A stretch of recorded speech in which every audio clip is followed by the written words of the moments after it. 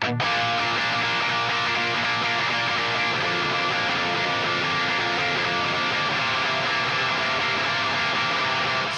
comes the nasty gram.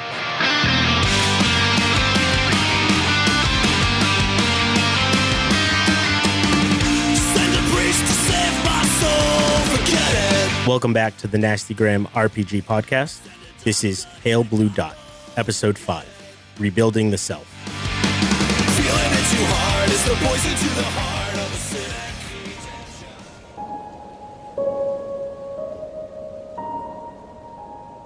Victor looks down at the documents in front of him. He begins to read and flip through it. Over his shoulder, you are able to catch glimpses of words. Non-disclosure, Grubenbiter, conditional employee, support, allegiance, legal, familial. Before I sign this, it should be clear that my oath permits me from disclosing. The woman across the table clears her throat and points to a section several pages deep in an addendum. But I could face severe repercussions even. She clicks a pen and passes it over to Victor. We cut to Victor in the back of a luxury vehicle with a cell phone to his ear and bags under his eyes. Niet, mama. There is nothing you have to do. Dimitri and you will be moved to a facility where they can help him. New prosthetics and some of the best medical stuff there is. You hear a woman's voice. The words are unintelligible, but the voice is thick with concern. Niet, mama. I only have to be a glorified babysitter. Provide my expert opinion on mental competence for optimized organizational stratagems and synergistic compatibility between public, private, and governmental organizations. More unintelligible speaking. Yes, when I call you tomorrow, I will explain it in a much simpler for you. I love you too, mama. As Victor hangs up, the screen on the seat in front of him flashes to life, and you see a form. Most of the words are blurred out, but at the bottom you can make out, due to the above concerns, and in light of recent events, the captain of exploratory vessel AF-07639 should be detained and sent for further observation, for fear of harm to self or others. Victor lets out a heavy sigh, places his finger on the scanner, and his signature appears on the appropriate line. The form disappears, and you see that there are dozens more, some labeled classified, as the car pulls into the airport, and in the background, you see an Astrofract jet waiting on the runway.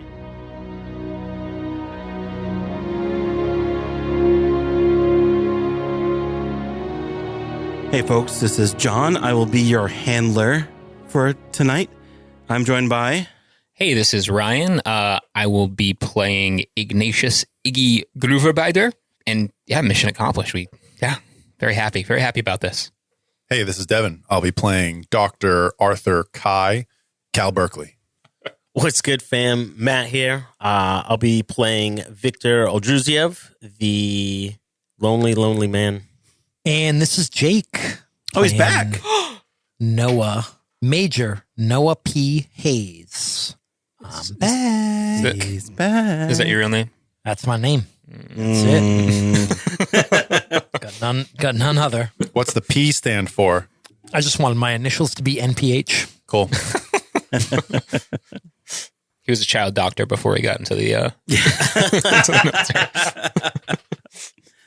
We last left you in that cold and foggy stasis chamber room. The massive crystals that line the wall of this cocoon, carrying dozens of these large spider-like aliens in stasis. Middle of the room, standing, you see Major Hayes, his helmet off, his suit torn to shreds, some blood here and there, but he is standing there in front of you.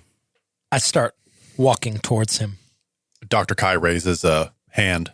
You hear on the speaker coming out of his suit, Noah? Noah. I start moving quickly towards him.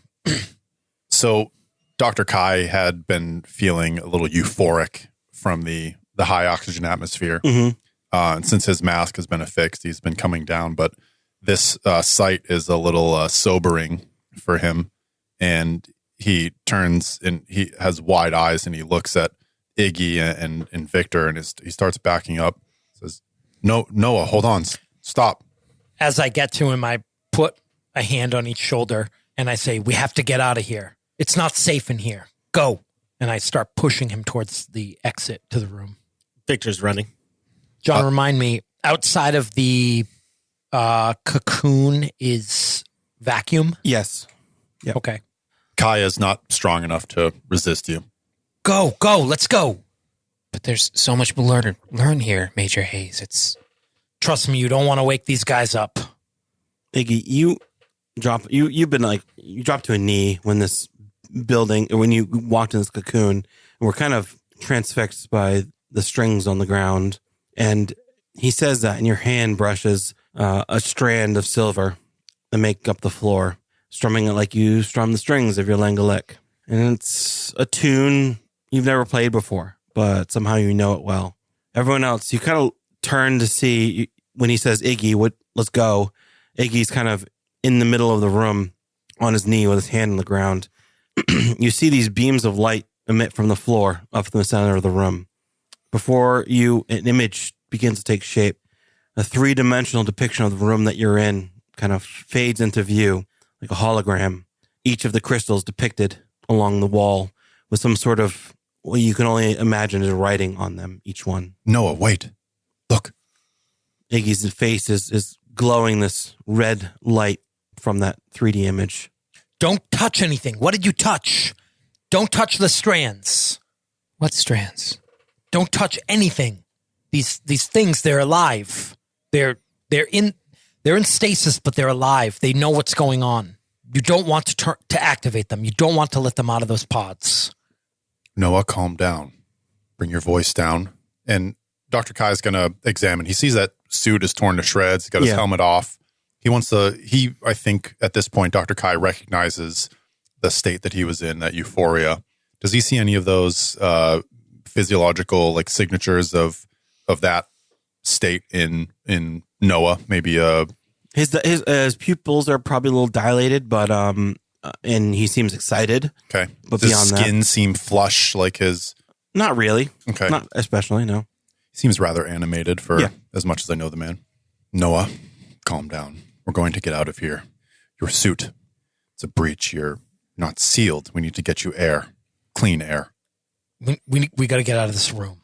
You're not going to be leaving this pod if you don't have a vacuum. We have to get out of this room. Noah, you will die. Back to the sick bay.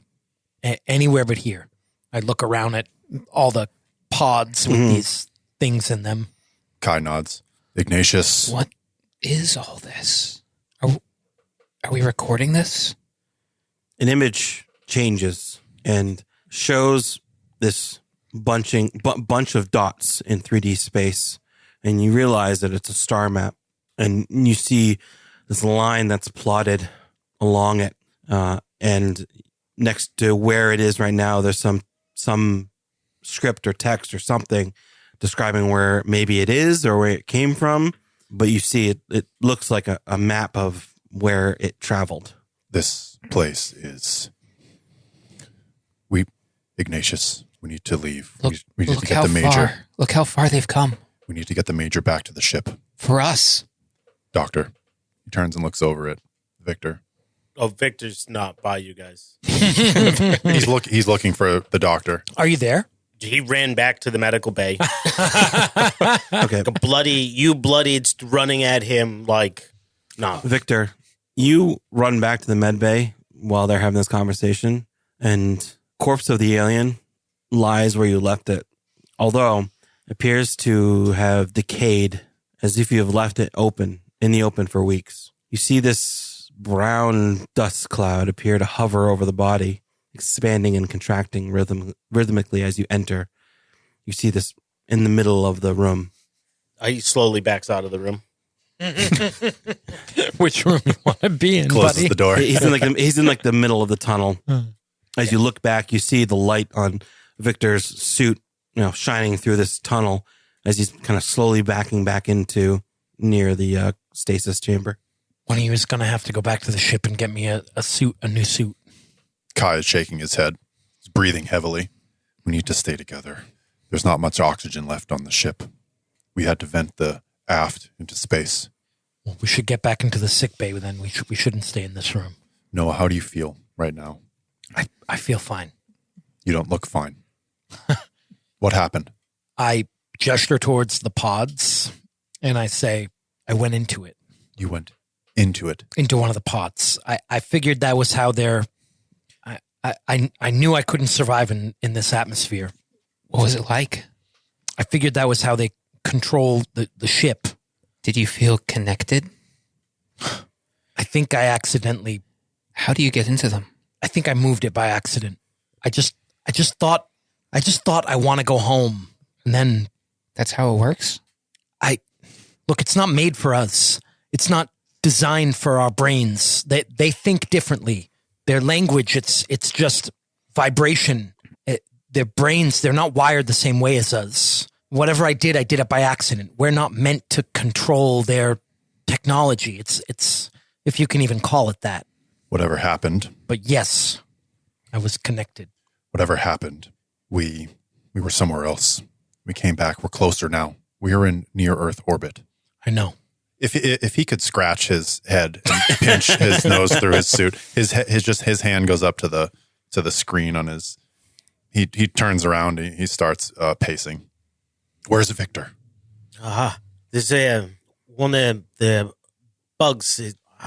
I don't. There's spores in the air. We need to get Noah out of here. Yeah. Ignatius, come on. He's going to grab Ignatius by the arm. Look, I know. I gesture out to the pods. I say, I know they look like they're dead or asleep or whatever, but they're aware of everything that's going on around them. I was aware. I could feel everything on the ship. If they know, that doesn't make any sense. Maybe they're stuck in there. I don't know, but we got to get out of here, though. In this room, there's only two apparent ways out. The way you came into the med bay and another way forward through, but you're not sure where that leads. You were connected to the ship. Do you have any idea of, I don't know, is there an escape vessel? John? Sorry, John didn't give me a full blueprint of the asteroid. Anything detachable, something, cocoon we could bring you in? Not that you knew of, but realistically, you didn't really have an opportunity to get a full inventory of what was on the ship. All you really did was think about going home, and it happened. So there really wasn't time for you to figure out all the ins and outs of the ship. You don't really understand what happened. You don't understand much about what's going on. Instead of answering your question, I just say, what's wrong with our ship? Why can't we go back? What's wrong with it? There was immense outside radiation, external radiation, when we were transposed. Our reactor core, the main engine, was overheating. None of the countermeasures, the emergency offs, they all failed. The core overheated. We had to vent the aft into space. You vented the core? It's still attached, but it's in a vacuum. Still attached. Okay.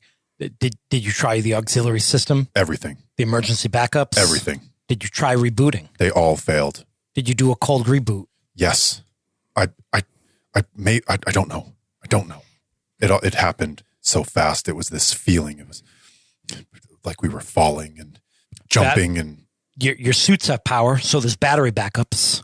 The ship has a battery system that should be able to reboot the main core. If your suits are working, I assume the battery systems on board the ship are working. Dr. Kai takes a deep breath, just stops for a moment. He nods. We need to get back to the ship. Shh. Victor, meet us at the airlock. Okay. Come on, let's go. We make our way back through the sick bay? Yep, back to the sick bay the way we came. You see that same scene that I described to Victor. The corpse on the ground now seems desiccated, like it's been eaten alive by bugs. And there's brown dust cloud ebbing and flowing above it. Could that be mold or what? So this area's in an atmosphere. Yep. There is gravity. Yeah. It's very odd that there's this floating mass of. Could I perhaps deduce what kind of organism would do this? If this is a mold spores, but the movement seems to. Yeah, you don't think it's fungus. It's entirely too rhythmic and purposeful to be like a spore being lifted by wind or wind currents. You almost think of, at a very strange level, you think of flies hovering around a corpse. But these flies would have to be microscopic. Victor, step away. Come on. Well, Victor's not near that shit. Oh, okay. Doctor, is that cloud responsible for the rapid decomposition? Perhaps it could be another organism, another swarm of something, but it's... That's astounding. Just think of the uses. Come, there is nothing ahead. At least not yet. Should we try to get a sample of that? Do you have any more? You look and he already has one in his hand. He's just sort of rolling it around. He's weighing. It's strange.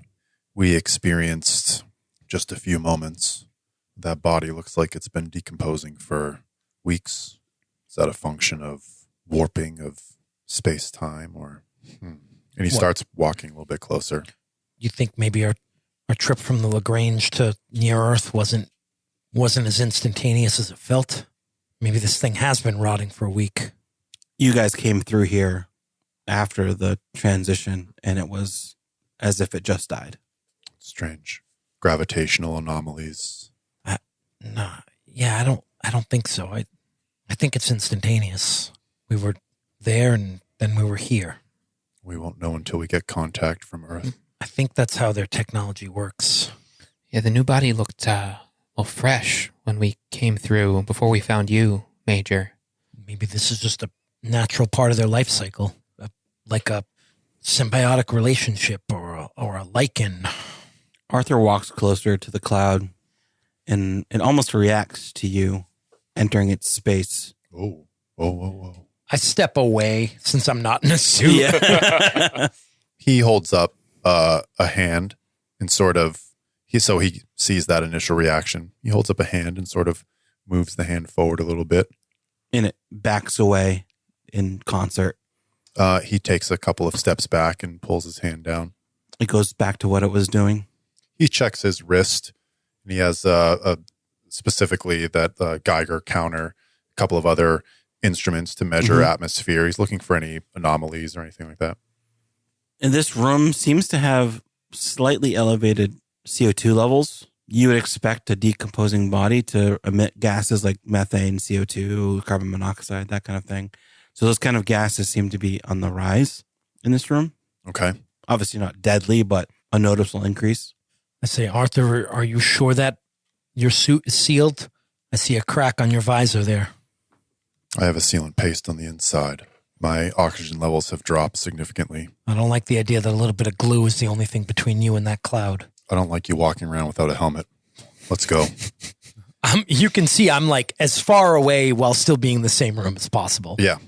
Still not good. We need to get you sealed. I kind of make my way around the perimeter of the room until I get to the exit that goes into the tunnel. Yep. You all kind of skirt around. Major Hayes, what about their cocoons? Are those sealed to the atmosphere?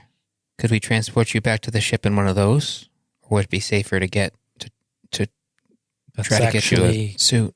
That's actually a great idea, Iggy. I look seriously surprised. He is sick. He is sick. Ryan has a special mechanic. As his sanity goes down, all of his stats go up. He starts making more sense. They are sealed. If we could figure out a way to detach one of them, we could probably float it up to the ship. I brought this just in case. What's that? It's your gun. Oh shit! I don't think that would be the best tool for the job, but John, does that? Yeah. I'm gonna shoot him off. Could we detach a cocoon, a pod?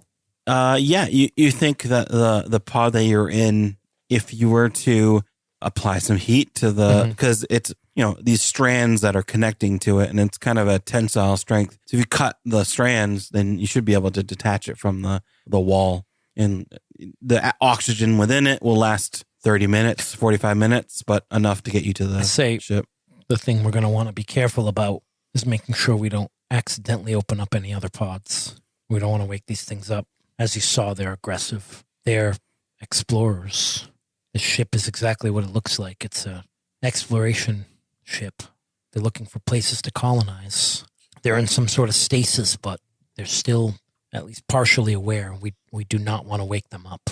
And it appears the only interfaces are internal. These pods, whatever they are. That's how this vessel is piloted. These strands, while I don't like the idea of cutting them, it is the only way to get you out and for us to stay together. Well, the other option is one of you goes back to the ship and gets a suit. I don't like either option. I'll defer to the captain. That's you, Ryan. Yeah. Well, let's try to sever one of the pods and get as close as we can to the airlock. We can put one of us inside, Major Hayes, or perhaps someone else, and return to the ship. We have a line on an anchor point above the airlock. We could run the line down, attach it to the pod, pull you out. A nod. You all head back into that stasis chamber and walk up to an empty pod. Who's going to attempt to the extraction? Anyone have engineering? Any engineers? Did we bring an engineer on the spaceship? No. What is engineering? Is Probably craft? science or craft, yeah. I have craft electrical and mechanical. I don't have craft biological. Mechanical work. Would it be more of a mechanical thing or more of a medical thing? Good question. Probably more medical, honestly. It's like surgery. Mm-hmm. So if anyone has any like medical skills. Can I persuade one of the pods to come with us? I'm here. Victor has first aid. That's about it. What's your skill in first aid? 31. Yeah, I see first aid and medicine are the two skills that look Yeah. like they could have anything. Oh, there is a surgery. I'm sorry, but- there is a surgery skill. Yeah. Mm. I don't have any of those. I'm not that kind of doctor. Or maybe it's the sort of thing where we look at it and realize none of us have any fucking clue what to do. Devin, this also can apply to extracting plants and things of that nature from like exobiology and from those kinds of environments. So you think you can apply that? It'll be at a -20. Okay. But you think you can apply that logic to removing this crystal as if it's like a bud from a large flower. Ignatius, the cutting torch, do you have it? Of course. If we treat this like a living organism, where I believe it is safest to do so, for to cut and cauterize where we are extracting, it should reduce the harm to the system overall. We're going to use the cutting torch here to here, the thinnest points, cut all the way through, wait until they turn black at the end, continue cutting. Do you understand? Oh, I understand. Try to limit how much it vibrates. Actually, he's going to take the torch from. Yeah, that's a much better Ignatius. idea. It's like, nope. And I say, can I get that? Can I get my sidearm back? Oh, I gave it to you, yeah. All right. While they're doing this, I'm watching the other pods. Yep. Like weapon drawn. Mhm. My Sig Sauer 2320. That's a standard issue Standard M28 laser pistol. Yep. Go ahead and roll your biology -20. Okay. What he does is he takes some of this cord, some of this very fine cord, and he wraps it around and tries to give it, maybe he has Ignatius give it some tug to tighten up this this bound, these it makes a nice little neat bunch to make an easy cut. Fail. 75 over. You start to cut into this bundle of strand, and you think it's going well. The strand's turning black, and then some of it's starting to split apart, and then the room turns this violent red, and you hear these clicking. The ground below is vibrating now as these signals start to go out, and some of the pods start to turn this crimson red. Oh boy. This might have been the wrong move. Can we go back a couple pages and choose the other option? Oh, yeah, there's only 2 paragraphs on this page, isn't it? Yeah. You can continue cutting and try to get this thing off. Yep. But yeah. Cat's out of the bag. He's maybe doing it a little less carefully now. Right. You just cut as much as you can, and the temperature in the room noticeably raises. You get the pod, it falls onto the floor as you cut the last strand, and then you see one of the pods kind of lift up on the side of the room as this fog pours out of it. You're all standing there with this crystal on the ground. What do you guys do? I find the nearest strands to me and try to play a soothing Norwegian folk song. Just anything to use persuasion. Yeah, I feel like I can really communicate with them now, and I'm going to attempt to just get Yeah. Why don't you roll me persuasion? persuasion. Yeah. That's Hey, a good 25 That's under a good 60. game master. He Yeah. gives the player what he wants. You want to roll persuasion? Go for it. Fuck it. Roll Oh. 25. I mean, I was going for playing for Langolique, which that would have been a fail, but I'll take the persuasion. The pod that you describe opening and the fog rolling out, is that the one he detached, or is that a different A one? different one. Yeah. Okay. While you're doing this, while you're playing your soothing melody, you see flashes of green laser fire as I start letting loose fucking blasts into the open pod, into the pod that's opening. Doctor, help me push this. Oh, yeah. We start rolling this like a keg out of the room. Ryan, you're on the ground playing the strings. They push this crystal out of the room. You're kind of hauling it down the tunnel now. Noah above Iggy kind of firing up at that opening crystal. And that harsh red light goes out. And that one is still opening, but all the other ones that were turning crimson red now go back to normal. And you can feel the temperature in the room start to cool. You turned off the alarm. Nice. But you see out of that, this laser fire is like scorching that one, and this arm comes out from the crystal. Yeah, roll your shoot. Firearms? Yep. Critical fail. 66. Welcome back. What's your firearm skill? 40. Oh, You're standing over Iggy, taking this fire, trying to get him to get out. He's like hunched over the ground, and you're not paying attention as you see that arm come out, and Iggy stands up suddenly in front of you. How much does your laser pistol do? Probably D6 or something. I don't know how much. We didn't figure that out. Oh yeah.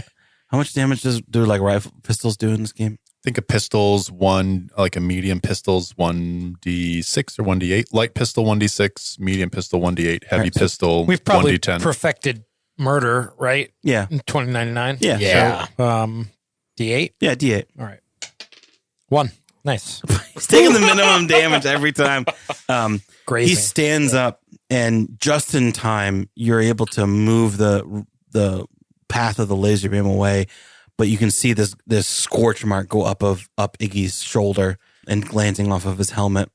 Iggy, you feel his hot heat behind, like on your shoulder as you stand up, looking like I did that. I turned off the alarm, and you feel that laser kind of burn into your shoulder. The creature now, all 4 of its arms are out of the crystal, and you can see it start to lift its body through. You guys are pushing the pod out of the room. Yep, we're behind you already, rolling this crystal behind. I guess we should go. Iggy, go, get out of here. I'm still shooting, Yep. kind of covering the exit. I go back and help them push the pod, but like facing still back into the room. Yeah, you all can like lift it up and haul it out. You guys make it out to the cargo bay. Jake, what do you do? I take a couple shots, kind of cover our exit. Yeah. Try to slow this thing down, Okay. but follow them, Yep. kind of backing up towards the door. Yep, roll your shots. That time I hit 27. Roll D8. 8. Yes. There you go. This one's set to kill. That green beam just rakes across the legs of this thing and part of its torso as it gets exposed, and it hisses and coils back just in time for you to kind of bolt out of there as you're making making your escape. You'll Close the door behind us. Yep. The door closes. You all kind of skirt around that cloud now still in the middle. It reacts to you as you move near it, and you haul this crystal all the way back to the cargo bay, and you're standing in the airlock now. All right, get in. Is it following us? Is Iggy's suit breached? No. Little fortune roll? You're rolling some dice over there to figure it out. No, it's not. Okay.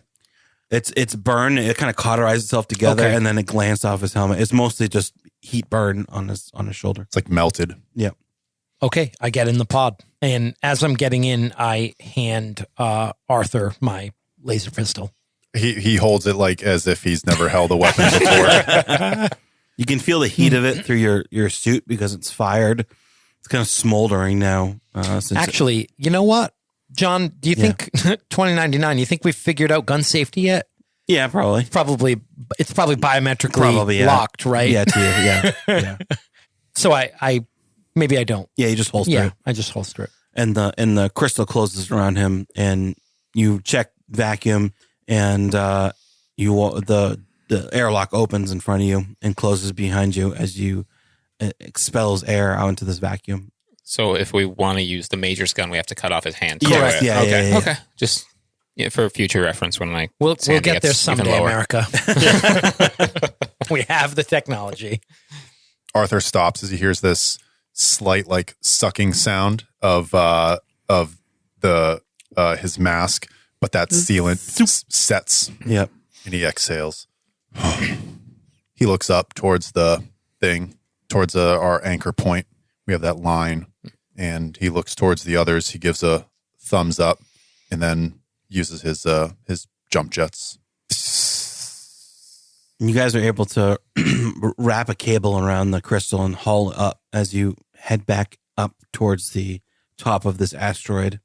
It's a tough going to pull it back all the way through the mining tunnel, but you're able to get to the airlock of the Utsfoker and pull it in.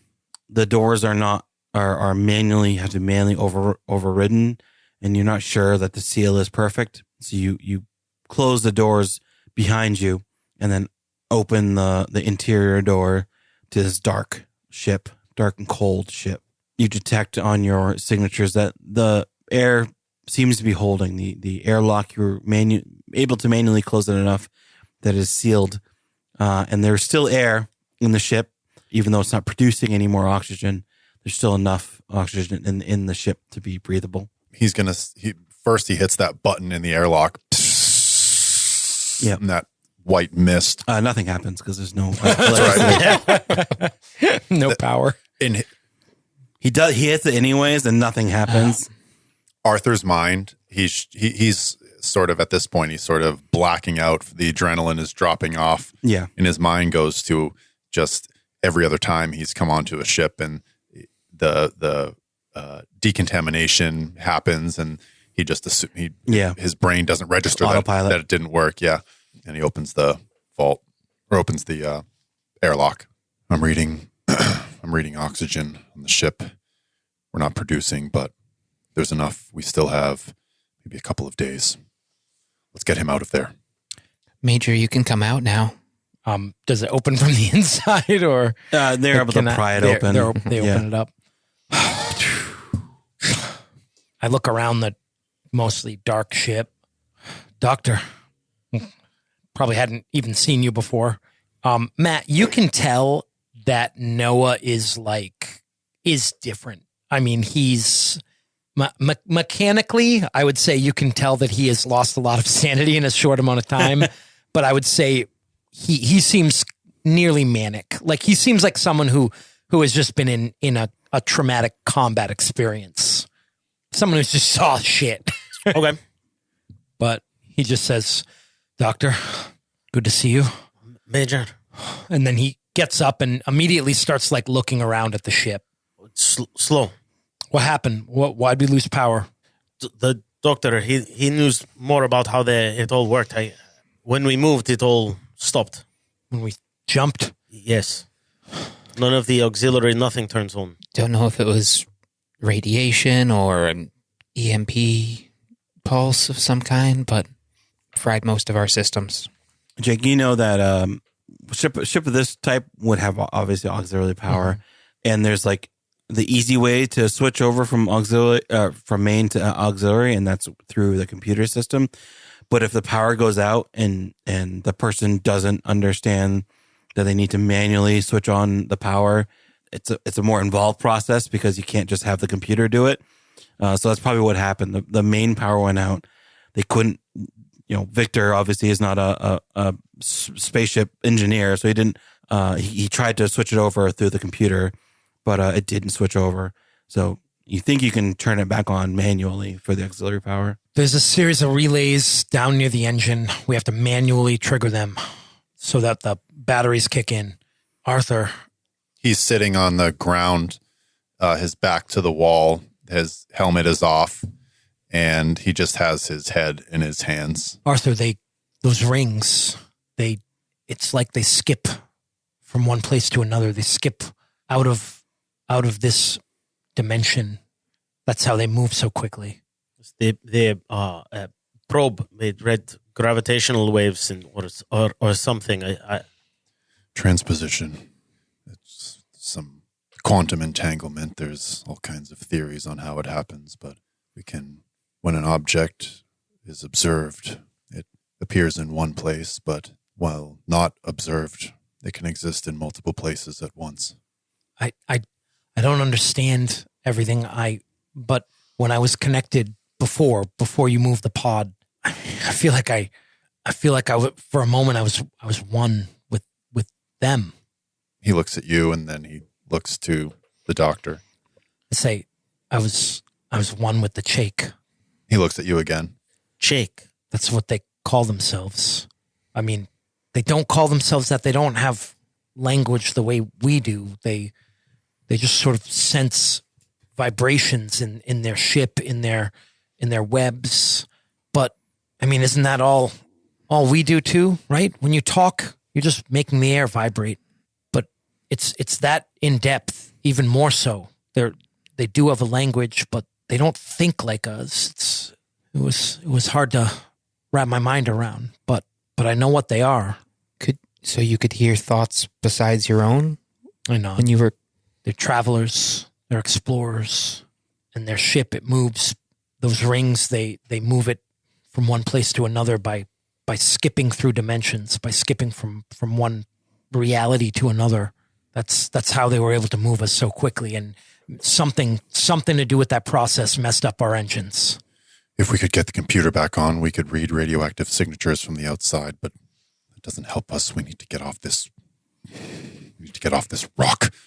Whatever they're doing, it's like a hadron collider, right? It's doing something like that. It's creating gravitational waves, ebb and flow of gravity. It can warp space-time. It might have tricked our computer into thinking it was going too close to a gravitational source. We won't know until we get those computers back on. Are we going to get down to the engine room? Arthur stands up slowly. He starts walking there. Do you all go with Noah to the engine room? Yeah. Yeah. Doctor. You all walk through the dark hallway of this ship, cold and dead, and get to the bulkhead. You see those doors that had closed because you had vented out the back of the ship, the power core, are now lifted back up now that the vacuum was released and then the atmosphere rejoined that area. And you walk to the service panels of the power core. Now, once you maybe piloting, maybe. Why don't you give me piloting? Can we get, before we do this, Yeah. can we get Noah suited up with a spare suit? Yeah. Noah, I'd like you to wear the suit. We all should, at least for now. Yeah, sure. I put it on. Yep. Piloting? Yeah. 44 critical success. Wow. You locate the manual override for the auxiliary power pretty quickly and turn it on. All the lights get turned on. You hear the air handlers pick up. On auxiliary power, the full lighting complement isn't turned on, but it's like kind of emergency power. And then you see Noah move back up to this central computer panel. And he starts pressing buttons to reignite the power core. It seems like it will reignite. It might take a couple hours for it to fully power back on. But for now, the oxygen handler is spinning and you can hear the atmosphere move. Good news is it doesn't seem like it was damaged. Seems like the power core is going to come back on. Not sure what kicked it off, but it might have just been fail safe. If it detected a supermassive gravity signature or something like that, it might have shut down in order to prevent getting fried. I'm not really sure. We won't know until we have a sensor log. That could take a couple hours. That's the bad news. How long for communications? Is there any way to reach out? Well, I mean, you're looking at a couple hours before that's. I mean, the ship should already be sending out an emergency beacon, but as far as actual point-to-point communication, that's not considered a priority system. So it's going to take a little while to boot up. I'm sorry, but should we not be afraid of a response? I mean, this thing that we're on was very far and now is very close. Would that not be a sign of aggression? Would they not send, I don't know, a missile? What's John? What would Space Force do? You have bureaucracy. I do. Space Force. So I have 50 bureaucracy, by the way. you don't know this, but they had used the probe to send out a SOS signal from inside. That was acknowledged by somebody. So the UN Space Force Command does know that there's something here that has sent out a SOS signal through whatever normal encrypted channels that you guys were using for your command and control. So in that instance, they would assume it's friendly. Then there's some ship that is in need of assistance. The mission control that you were working with on the lunar gateway station had been aware of what your mission was. So they were monitoring. So they would have seen that asteroid disappear, and potentially they would have seen it reappear in Earth orbit. I say Mission Control's liaison to Space Force should inform them that this is a known entity. I assume now that we're powering up, our distress beacon is going to activate, and Space Force is probably going to send a search and rescue operation. They're not going to see it as a sign of aggression because it's an asteroid. They're going to see it as something that their sensors messed up and got too close. As long as we're not on a collision course with Earth, they're not going to try to intercept. They're going to try to search and rescue. And if our liaison does their job, then they're going to know that we're out here. I think what we need to do...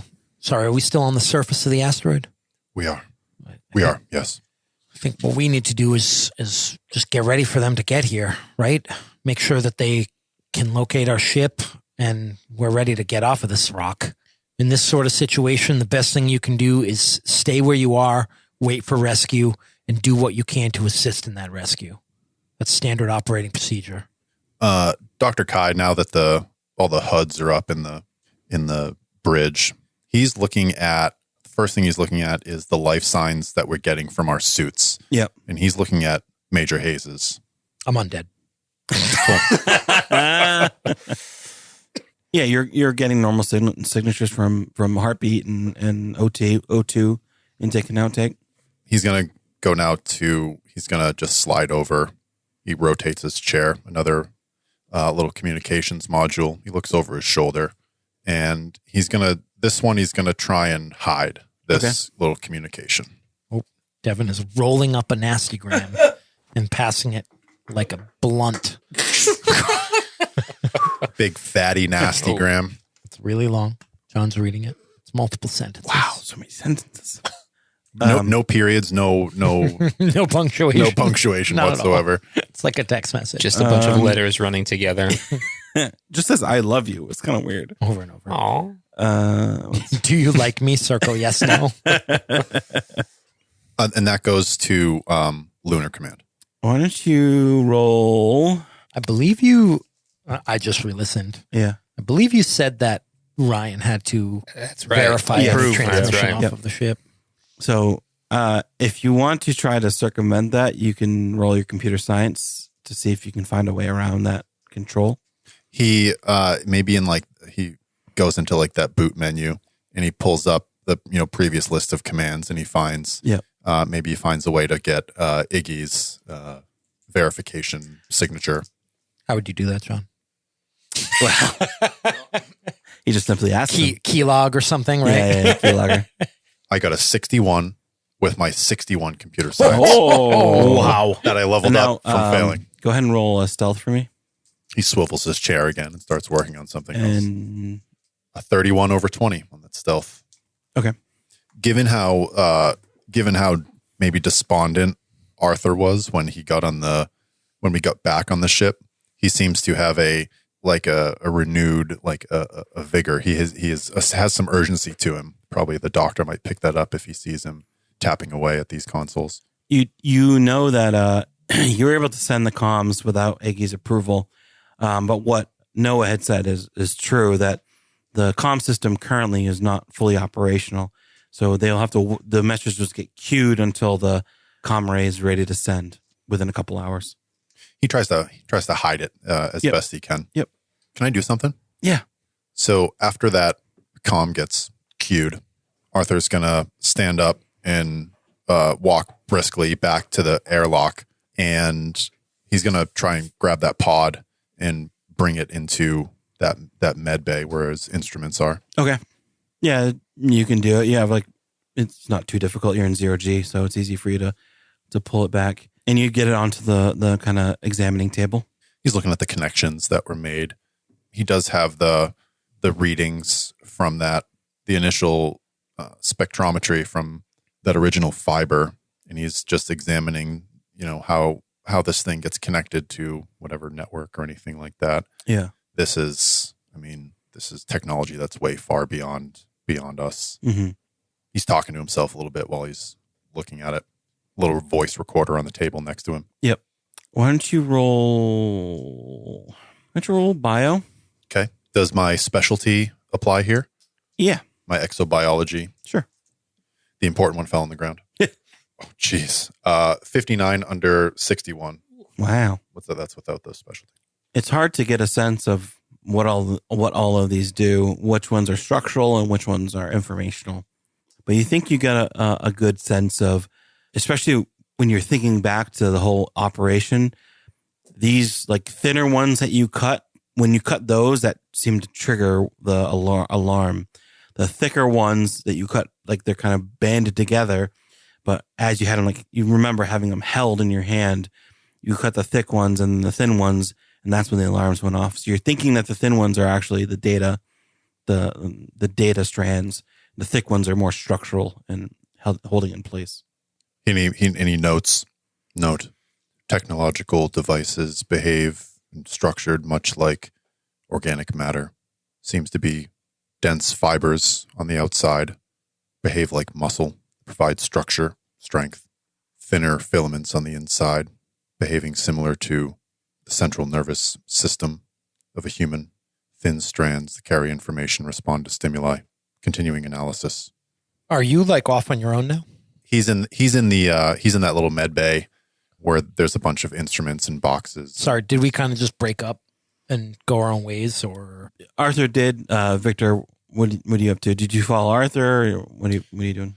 I'm not sure. I probably didn't follow Arthur. No. I think Noah is just sitting in the cockpit, Yeah. just kind of sitting, monitoring the systems. I mean, everything's kind of slowly booting up, and he's just staring out into space, kind of just blankly staring into space, waiting, yeah. dissociating a little bit. Iggy, what are you doing? I went and grabbed my Langolique, Okay. and I'm just kind of strumming away, feeling which strings feel most similar to the spider filament, and just trying to remember what I Trying to learn spider language. played to turn the bad lights off.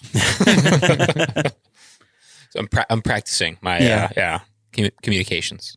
You're playing it on your human made instrument, and it just sounds odd and bizarre and kind of discordant, but somehow it still makes sense to you. Are you you're in your quarters doing that? Yeah. Victor and Noah on the bridge. Yeah, Victor's probably monitoring whatever system it was that he was originally working at, just kind of sitting in the silence, not really sure how to break it in this situation. Dr. Kai walks back into the bridge and he looks for a moment. He sees Noah looking out into space. And he looks out for a moment as well. And then he puts a hand on Victor's shoulder. Victor jumps a little.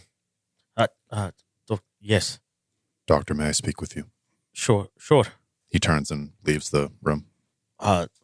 Major, I'll be back. Oh, okay. Victor leaves, follows the doctor.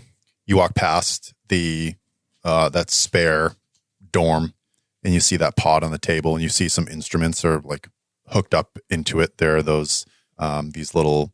There's a small box with some wires that come out of it, and they have this like lance, this metal like probe, and they're stuck in like a corn cob, stuck into this probe. He walks past, and he goes to his quarters. Door opens. He walks in. Victor follows, but he makes sure the door doesn't close. Doctor. Yes. Wow. What do you need? I believe none of us are going to make it off this ship. I think this whole mission is contaminated.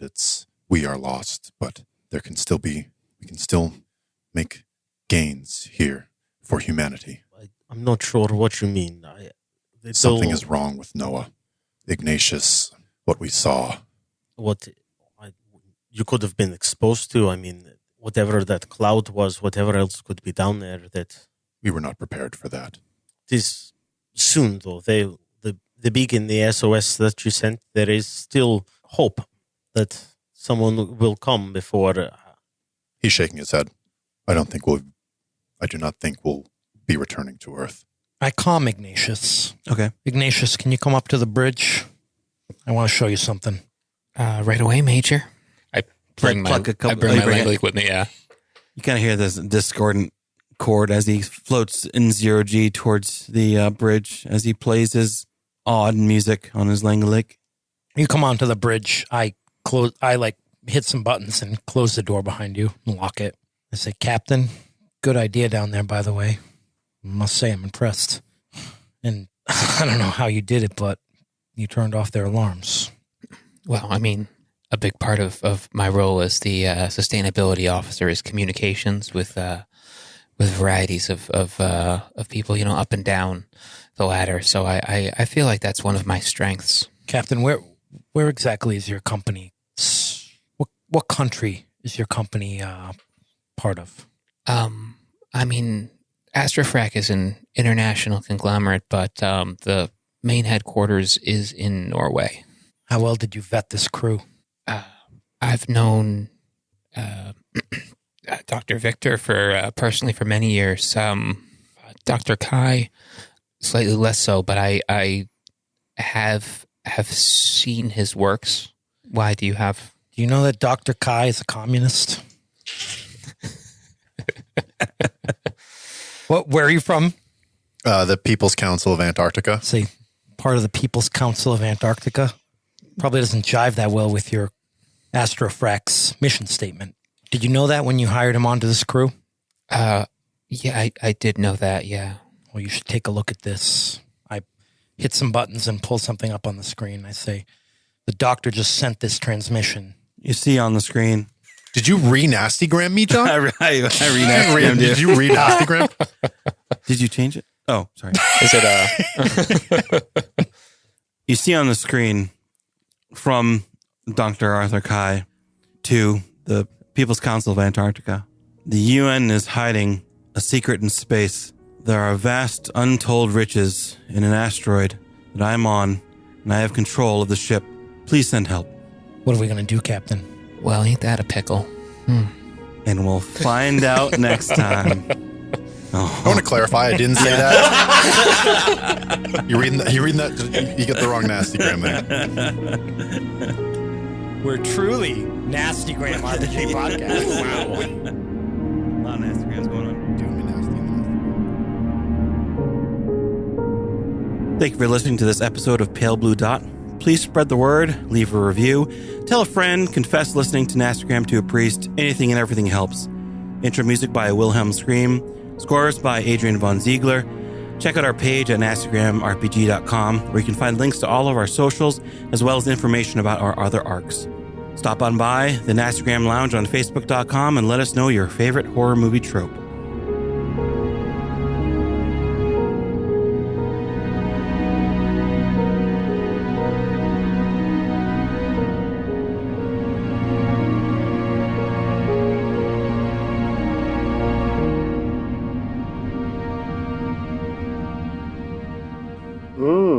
That's nasty. Yes. Yes. Hello, hey, what? I mean, oddly enough, I don't have any skills that are 97 or higher either. Fortunate. Yeah.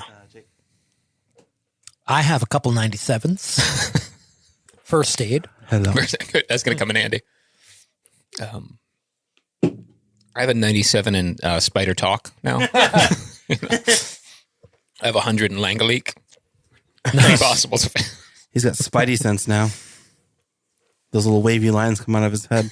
Delta Becomes- Green specifically Jealous. says 99 is the most you can have, right? Yeah. Even though you'll never There's get always there. a chance of So, yeah. failure. Yeah. Because 100 is You're always sure to die before then. 100 is always a fumble. Yeah. Okay. All right, run. Ready? Skibbity bop. I mean, not really.